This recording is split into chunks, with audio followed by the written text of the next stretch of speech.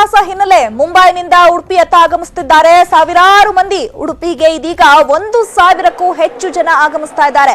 Thermal scan ಮಾಡಿ ನಿಲ್ದಾಣದಿಂದ ಹೊರಗೆ ಕಳಿಸ್ತಾ ಇದ್ದಾರೆ ರೈಲ್ವೆ ಸಿಬ್ಬಂದಿಗಳು. ಪ್ರತಿನಿತ್ಯ ಸಾವಿರಾರು ಜನ ಕೊರೋನಾ ನೆಗೆಟಿವ್ ರಿಪೋರ್ಟ್ ಹಿಡ್ಕೊಂಡು ಉಡುಪಿಗೆ ಆಗಮಿಸುತ್ತಿದ್ದಾರೆ.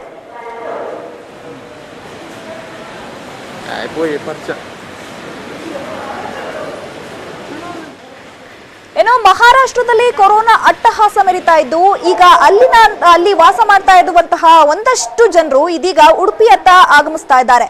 ಸೊ ದಿನಕ್ಕೆ 1,000ಕ್ಕಿಂತ ಹೆಚ್ಚು ಜನರು ಇಲ್ಲಿ ಆಗಮಿಸ್ತಾ ಇದ್ದಾರೆ ಉಡುಪಿಯತ್ತ.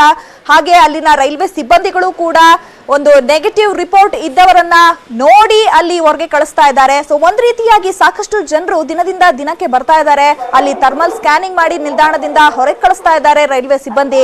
ಯಾಕಂತಂದ್ರೆ ಈಗ ಮಹಾರಾಷ್ಟ್ರದಲ್ಲಿ ಕೊರೋನಾ ರಣಕೇಕೆ ಹಾಕ್ತಾ ಇರುವಂತಹ ಹಿನ್ನೆಲೆ ಮುಂಬೈನಿಂದ ಈಗ ಉಡುಪಿಯತ್ತ ಸಾಕಷ್ಟು ಜನರು ಆಗಮಿಸ್ತಾ ಇದ್ದಾರೆ. 1,000ಕ್ಕೂ ಹೆಚ್ಚು ಮಂದಿ ಇದೀಗ ಉಡುಪಿಗೆ ಆಗಮಿಸ್ತಾ ಇದ್ದಾರೆ. 1,000ಕ್ಕೂ ಹೆಚ್ಚು ಜನ ಇದೀಗ ಬಂದಿದ್ದಾರೆ. ಅವ್ರನ್ನೆಲ್ಲ ಕೂಡ ಥರ್ಮಲ್ ಸ್ಕ್ಯಾನ್ ಮಾಡಿ ನಿಲ್ದಾಣದಿಂದ ಹೊರಗೆ ಕಳಿಸ್ತಾ ಇದ್ದಾರೆ ಅಲ್ಲಿನ ರೈಲ್ವೆ ಸಿಬ್ಬಂದಿಗಳು.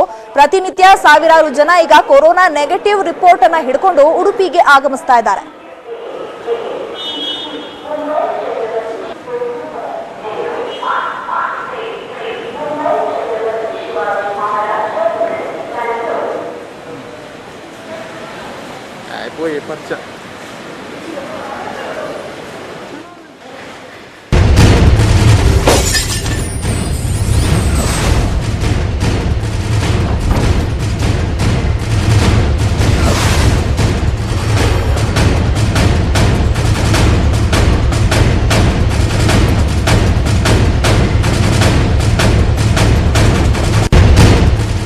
ವೀಕೆಂಡ್ ಕರ್ಫ್ಯೂ ಹಿನ್ನೆಲೆಯಲ್ಲಿ ಬಿಎಂಟಿಸಿ ಕೂಡ ಬಂದ್ ಆಗ್ತಾ ಇದೆ. ಬಿಎಂಟಿಸಿ ಬಸ್ ಸೇವೆಗಳನ್ನ ಇದೀಗ ಬಹುತೇಕ ಸ್ಥಗಿತ ಮಾಡಲಾಗಿದೆ.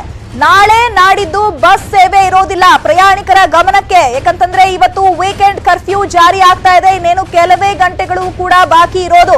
ಈ ಹಿನ್ನೆಲೆಯಲ್ಲಿ ಈಗ ಬಿಎಂಟಿಸಿ ಬಸ್ ಅನ್ನ ಕೂಡ ಬಂದ್ ಮಾಡಲಾಗಿದೆ. ಬಿಎಂಟಿಸಿ ಬಸ್ಗಳ ಸೇವೆಯನ್ನ ಬಹುತೇಕ ಸ್ಥಗಿತಗೊಳಿಸಲಾಗ್ತಾ ಇದೆ. ನಾಳೆ ನಾಡಿದ್ದು ಬಸ್ ಸೇವೆ ಇರೋದಿಲ್ಲ.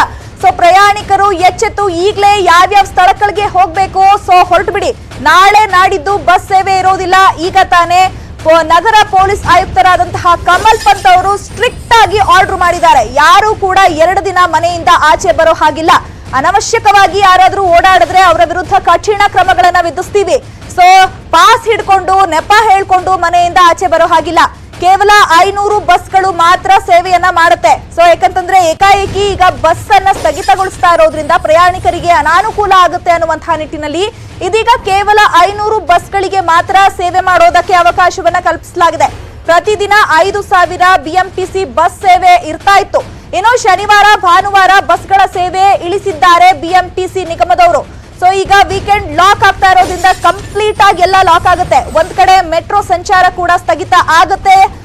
ಅಂದ್ರೆ ಇವತ್ತು 7ವರೆಗೆ ಮೆಟ್ರೋ ಸಂಚಾರ ಕೂಡ ಸ್ಥಗಿತ ಆಗುತ್ತೆ. ಅದ್ರ ಜೊತೆಗೆ ಈಗ ಬಿಎಂಟಿಸಿ ಬಸ್ಗಳನ್ನ ಕೂಡ ಬಹುತೇಕ ಸ್ಥಗಿತ ಮಾಡಲಾಗಿದೆ.